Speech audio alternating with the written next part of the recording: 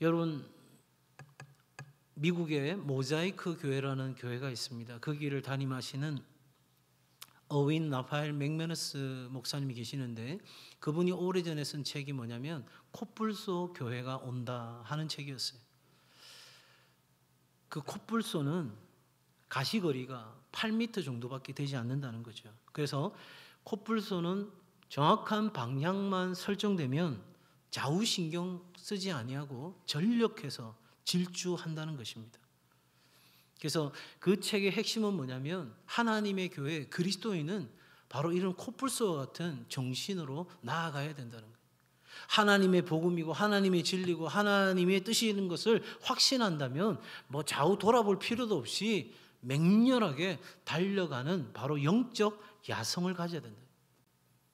그러니까 오늘날 성도들의 삶이 너무 무기력해져 있다는 거죠. 그냥 세상에 길들여져 있다는 거예요. 지난주에 기억나시나요? 병아리와 엄마 닭의 이야기. 우리에게 벼슬이 있는 거, 뾰족한 입이 있는 거, 뭐 날개가 있는 거, 어미가 이야기하잖아요. 다 이거 우리의 적들을 물리치기 위한 거야. 그랬는데 병아리가 한참 생각하더니 뭐라고 했어요?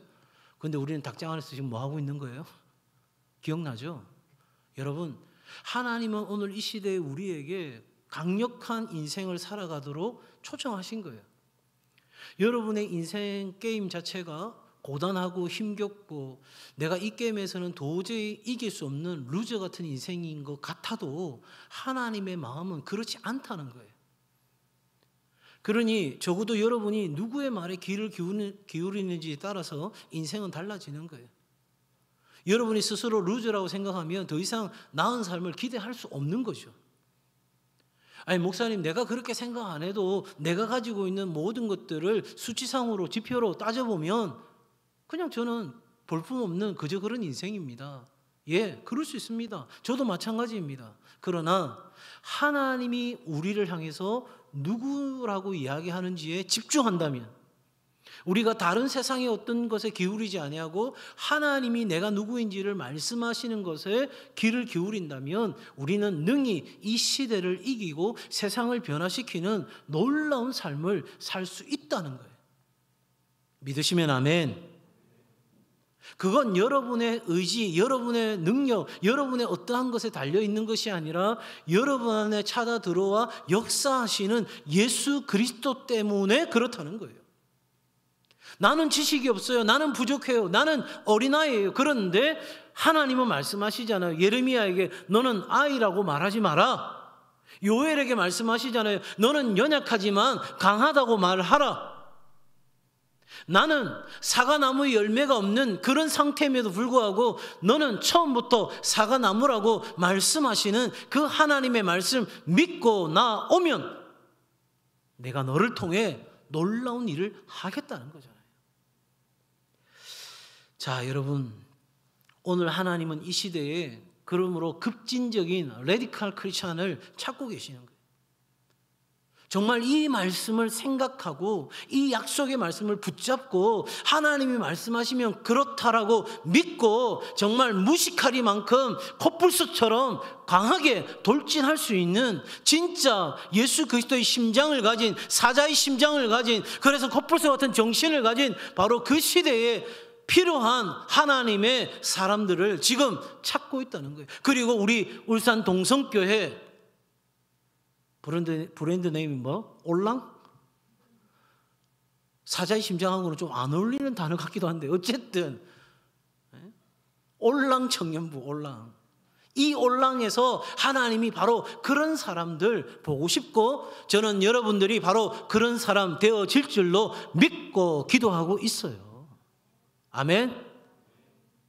다시 아멘. 여러분, 지금 바로 옆에 있는 사람 중에 오늘 이 하나님 말씀 믿고 제대로 인생 도전하는 사람은 10년 뒤에 여러분 다시 이 자리에서 만날 때 전혀 다른 삶을 사는 거예요. 이건 분명한 거예요. 여러분, 빌 게이츠가 그런 이야기를 했어요. 고등학생들한테 연설하면서 여러분들이 노력하고 공부하기 싫거든.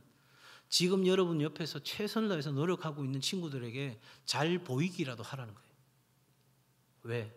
10년 뒤, 20년 뒤 노력하지 않은 내가 무언가 도움을 필요할 때 지금 열심으로 노력했던 그 친구들에게 도움을 요청해야 될 상황이 될 수도 있으니 지금 노력하기 싫거든 그 친구들한테 잘 보이기라도 하라는 거예요. 이건 현실적인 이야기잖아요. 여러분, 중요한 것은 내가 세상적으로 얼마나 지위가 높아지느냐, 성공하느냐, 얼마나 많은 돈을 가지느냐 이 차원이 중요한 게 아니라 진짜 저는 여러분들이 최고의 인생을 살기를 주의 이름으로 축복합니다. 왜냐? 우리 안에 최고신 예수 그리스도가 있잖아요. 내 안에 최고신 그리스도가 있잖아요. 그러니 내 집의 상황들이 완전히 죄송한 표현입니다.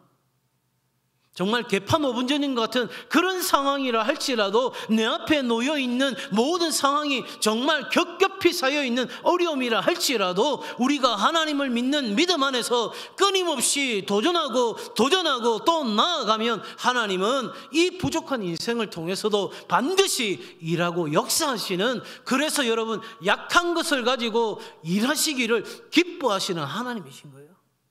그래서 사도 바울이 뭐라고 얘기해요? 내가 약한 것을 뭐하노라? 자랑하노라. 여러분, 이 중에서 내 약한 거 자랑할 사람 있어요? 없죠. 내 토익 점수가 어떻게 되고 토플 점수가 어떻게 되고 내가 어느 대학 다니고 내가 어느 직장 다니고 내 하루에 쓰는 용돈이 얼마고 한 달에 내가 버는 월급이 얼마를 받고. 어제도 제 아는 청년인데 이제 40이 다 돼가는 것 같아요. 노총각이에요. 이 장가 가라고 하는데도 장가도 안 가고. 그 페이스북에 보니까 이 상황에서 회사를 그만둔다는 거예요. 그 사직서를 또 올려놓은 거예요. 그래서 제가 전화해가지고 야, 니 이 어려운 때에 무슨 사직이야. 그냥 회사에 빌붙어서 잘해야지. 그랬더니 목사님 그냥 잘 돼서 가는 거예요. 그런 거야. 진짜? 물었더니 목사님 그래도 이제 억대 연봉 받으니까 그래도 좀 잘 된 거 아닙니까? 그러면서 이야기를 나누면서 제가 그랬어요. 정신 똑바로 차리고 네가 억대 연봉을 받든 뭘 받든 그게 중요한 게 아니고 너 지금 뭘 위해 어떻게 사는지가 중요하니까 이제 회사 새로 옮기기 전에 한번 울산으로 내려오느라 이야기하고 통화를 끊었는데, 여러분, 하나님은 내 능력, 내가 어떤 위치 이런 것 가지고 일하시는 분이 아니에요. 여러분, 그런 세상의 말에 속지 마세요. 여러분이 하나님을 향한 믿음이 있고 그 하나님을 향한 신뢰가 있고 그래서 그 믿음과 신뢰 안에서 하나님 약속 붙들고 내가 하나님 위하여 살기 시작하기로 결정하는 순간 여러분 꼬인 길도 그건 여러분의 앞에 직선 코스가 되는 거예요. 여러분, 우리 인생이 굽은 길 가잖아요. 그런데 그 굽은 길을 잘게 쪼개보면 그 굽은 길조차도 직선 코스예요.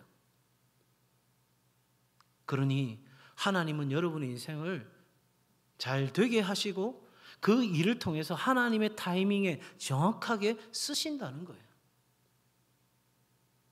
자, 그러려고 하면 우리가 뭐에 집중해야 될 것인가 생각해 볼 필요가 있어요. 자, 오늘 1절에 보니까 그날에 예루살렘에 있는 교회에 큰 박해가 있어 사도 외에는 다 유대와 사마리아와 모든 땅으로 흩어지니라 이렇게 되어 있어요. 여러분, 그때 예루살렘에 핍박이 오니까 사람들이 다 흩어졌어요. 일단 살기 위해서 흩어졌어요.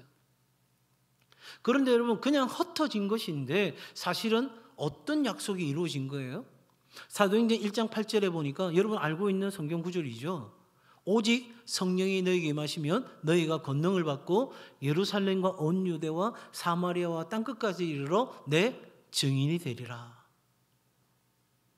나는 어려움이 왔어요. 그래서 어려움을 피해서 내가 살기 위해서 흩어졌는데 궁극적으로 뭐가 이루어진 거예요? 하나님의 말씀이 이루어졌다 하는 것이죠. 여러분, 죄도 전염성이 강합니다. 우리 공동체 안에 부정적인 말들이 계속 이야기되기 시작하면 순식간에 번져갑니다. 그런데 이 죄의 전염성보다 훨씬 더 강력한 건 복음의 생명력입니다. 그 복음은 그 모든 죄의 전염성을 뒤덮고 치유할 만큼의 능력이 되는 거죠. 자, 그러니 이들이 흩어지는과 동시에 그들이 하게 된 것은 바로 하나님의 복음을 전할 수 있었던 것입니다. 자, 여기서 우리에게 중요한 한 가지 질문이 들어오는 거예요. 뭐냐면 어떻게 그런 역사들이 일어날 수 있었을까? 자, 여러분 8장 26절 한번 보시겠어요? 성경책 갖고 계신 분들은 8장 26절 같이 읽습니다. 시작. 일어나서 남쪽으로 향하여 예루살렘에서 가사로 내려가는 길까지 가라 하니 그 길은 광야라. 여러분, 한 사람 빌립이라는 사람이 나와요. 하나님은 이 빌립을 통해서 일하기 시작한 거예요. 많은 사람이 아니었어요. 그것도 볼품없는 사람이었어요. 죄송하지만 그 볼품없다는 것이 뭐 무식했다, 가진 게 없다 이 차원이 아니라 그냥 흩어지는 유대인 중에 한 사람이었어요. 그런 빌립 한 사람을 통해서 놀라운 역사가 일어나기 시작한 거예요. 그냥 평범했던 한 사람이 정말 비범한 인생을 살기 시작했다 이 말입니다. 주변에 있던 주변인이 루저가 이제 정말 역사의 한 페이지를 써내려가는 주인공이 되어졌다 하는 거예요. 우리가 부르는 찬송가 가사 가운데 이런 찬송 가사가 있습니다. 많은 사람이 얕은 물가에서 저 큰 바다 가려다가 찰싹거리는 작은 파도 보고 마음이 졸여서 못 가네. 여러분, 적어도 하나님은 주변에 있던 우리 인생을, 루저 같은 우리 인생을 하나님의 역사의 중심에다가 놓고 하나님의 일을 이루어 가기를 원하시고 바로 그 한 사람을 통해서 일하셨던 하나님은 오늘 이 순간에도 지금 그 한 사람을 통해서 그 하나님의 역사를 이루어 가기를 원하신다는 거예요.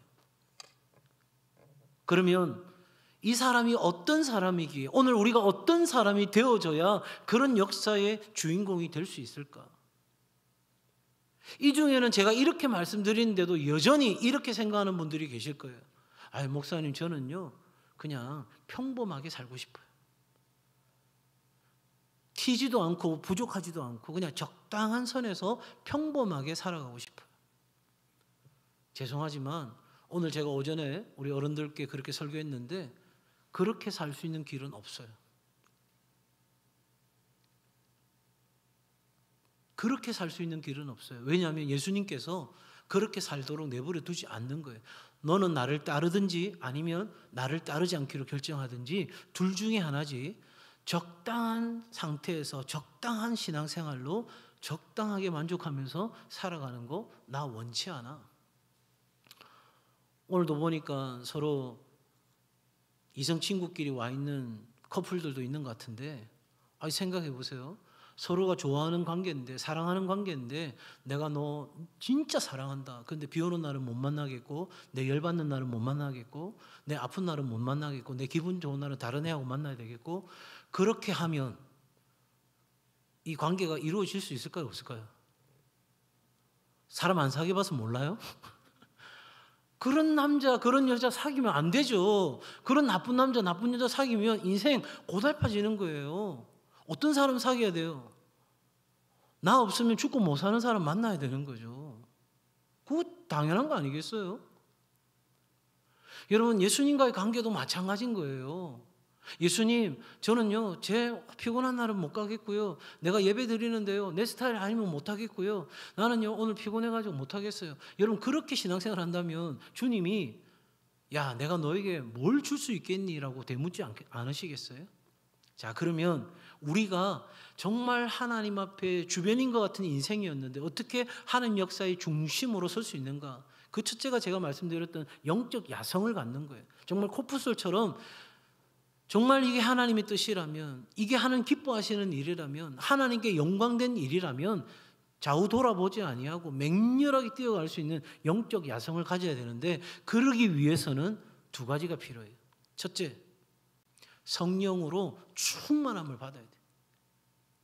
세상 일은 여러분 지식과 능력으로 할 수 있어요. 여러분 상식선에서 풀어갈 수 있어요. 그러나 이 하나님의 놀라운 생명의 역사는 내 힘으로 되는 게 아니라 내 안에 성령이 부어질 때 우리는 능히 그 일을 감당할 수 있게 되는 거예요.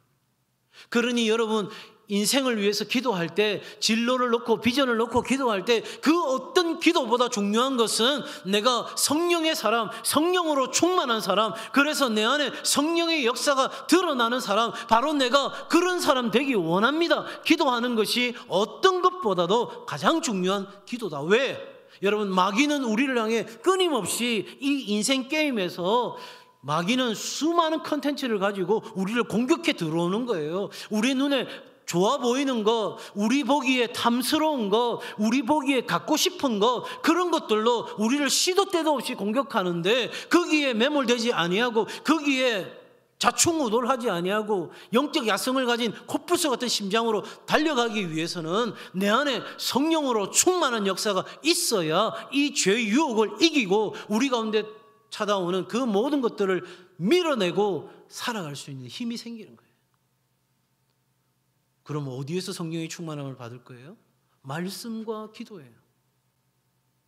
여러분 이번 주말에 여러분 뭘 계획하고 있는지 모르겠지만 여러분 인생을 놓고 제가 여러분의 인생 선배로 여러분을 가르치는 목사로 여러분의 부모 같은 심정으로 여러분에게 도전하고 부탁합니다. 다른 어떤 것보다 이번 금요일부터 주일까지 내가 하나님 전에서 하나님을 만나는 것, 내 안에 성령으로 충만하게 나에게 말씀하시는 주의 역사를 경험하리라 결단하고 하나님 앞에 나아가면 하나님 반드시 여러분을 만나 주실 줄로 믿습니다.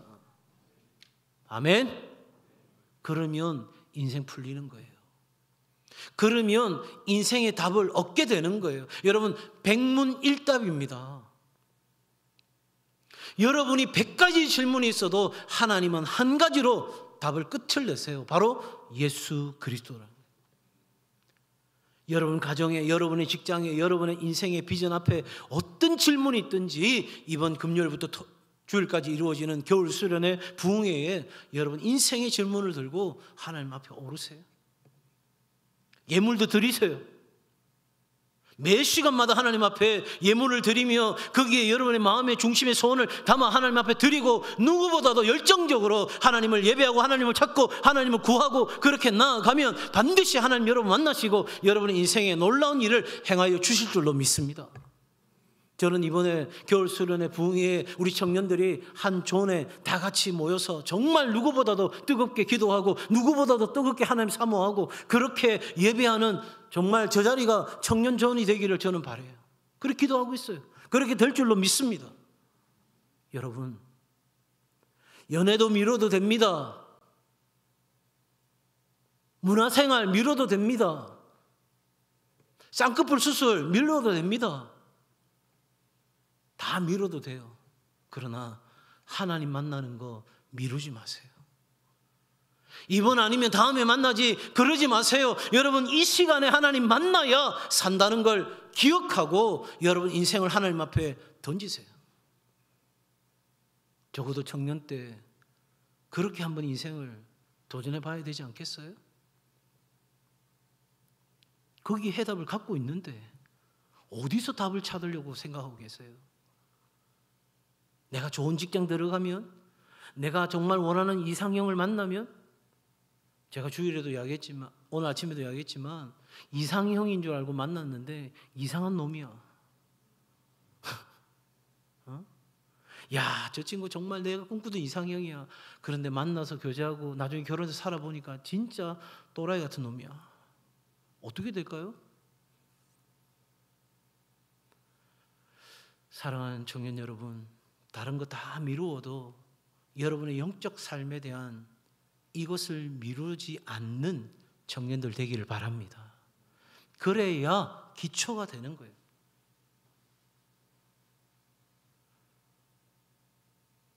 여러분 기초가 제대로 되어 있어야 그 다음 쌓을 수가 있는 거예요. 만약에 기초가 부실하면 그 위에 쌓았던 모든 것들은 하루아침에 다 무너져 내리는 거예요. 자, 영적 야성을 가진 사람은 성령으로 충만한 사람이라고 말씀드렸어요. 두 번째 이 말씀드리고 오늘 말씀 마무리합니다. 중요한 것은 예루살렘이라는 안전지대를 떠나야 하는 거예요. 자존감이 낮은 사람은 떠날 수 없어요. 뭐 좀 해볼래? 아니요. 이건 어때? 몰라요.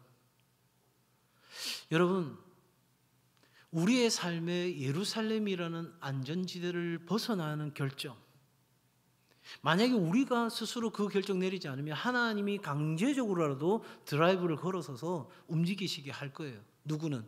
하나님이 사랑하는 그 자녀는. 그럴 때는 참 많이 아파요.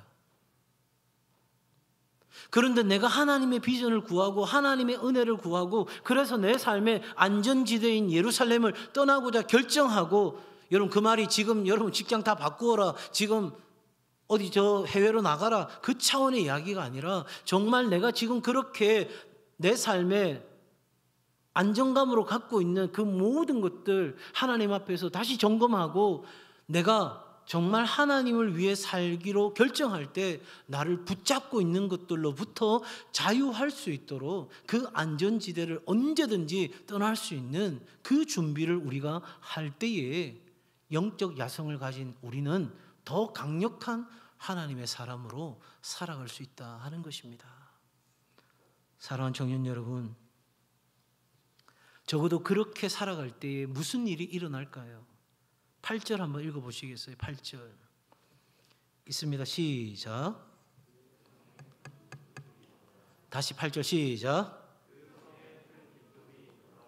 여러분, 그렇게 마음에 결정하고 영적 야성을 가진 사람으로 성령의 충만함을 입고 그래서 내 삶의 안전지대를 떠나서 하나님의 뜻대로 나아가면 7절에 보세요. 많은 사람에게 붙었던 더러운 귀신들이 크게 소리를 지르며 나가고 또 많은 중풍병자와 못 걷는 사람이 낫는, 그래서 이 땅에 무너진 사람들이 이렇게 세워지는 역사가 일어나게 되고 그곳에, 그 공동체에, 내가 있는 그 머무는 자리에 큰 기쁨이, 하나님으로부터 오는 진짜 기쁨이, 살아있는 생명의 기쁨이 그곳에 온통 가득한 역사가 일어나는다는 거예요. 누구 때문에?